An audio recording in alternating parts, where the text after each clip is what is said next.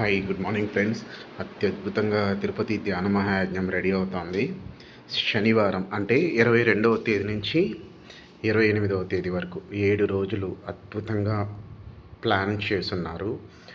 So మన వంతుగా మనం ఏం చేయాలి? అంత చక్కగా ప్లాన్ చేసినప్పుడు మనం అంతే ఆనందంగా వెళ్ళి ఆ అనుభూతిని పొందుతాం. అది కూడా సాక్షాత్తు వెంకటేశ్వర స్వామికి చాలా దగ్గరగా స్వామివారి వైబ్రేషన్ టచ్ చేయేలాగా ధ్యానం చేయబోతున్నామండి. చక్కగా మామూలుగా రోజువారీ పనులు కాస్త పక్కన పెట్టేసి మీరు ఎన్ని రోజులు కనుక ఉండగలిగితే అన్ని రోజులు కొంచెం ఇబ్బందికరంగానే ఉంటుంది, కానీ ఆ ఇబ్బందిని దాటాక ఒక తెలియని ఆనందం వస్తుందండి. దానికోసం ఎదురు చూడండి అంతే.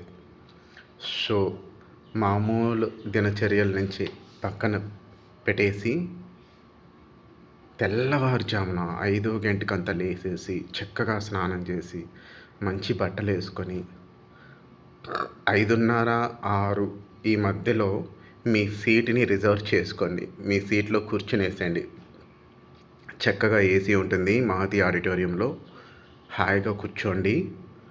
కూర్చున్నాక ఇంకా వేరే ప్రపంచం గుర్తుకు రాదు, అక్కడ రాదు కూడా. సో కూర్చున్న తర్వాత ఏం చేయాలంటే సంగీతంతో మమేకం అవ్వాలి. ఆ సంగీతంతో పూర్తిగా మమేకం అవ్వాలి. ఎలా అంటే ఇక్కడి వరకే వినడం కాదనమాట. సంగీతాన్ని పూర్తిగా హృదయం వరకు తీసుకోవాలి. అంత చక్కగా మన బాడీని ఫ్రీగా పెట్టుకోవాలి. ఎలాంటి ఆలోచన లేకుండా నిశ్చలంగా ఉండాలి, ఒక విగ్రహంలాగా. అలాగని ఊపిరి బిగపెట్టకూడదు ఎక్కడ కూడా. మీ ఊపిరి ఎలా ఉందో అలానే పీల్చుకోవాలన్నమాట. మీ ఊపిరిని సహజంగా వదిలే శ్వాస, సహజంగా తీసుకునే శ్వాస ఉన్నది ఉన్నట్టుగా అలా హాయిగా జరగనివ్వాలి. ఎక్కడా పట్టేయకూడదు. ఎందుకు పట్టేస్తామంటే మన ఈ రోజువారి పనుల్లో ఒత్తిడి వల్లనో హడావుడి వల్లనో అదే అదే మెమరీతో శ్వాస తీసుకోవడం వదలడం జరుగుతూ ఉంటుంది. వీటన్నిటిని దాటాలి. వీటన్నిటిని దాటిన తర్వాత మీకు అర్థమైపోతుంది అసలు ఆలోచనలతో ఉన్నప్పుడు ఆలోచన లేకుండా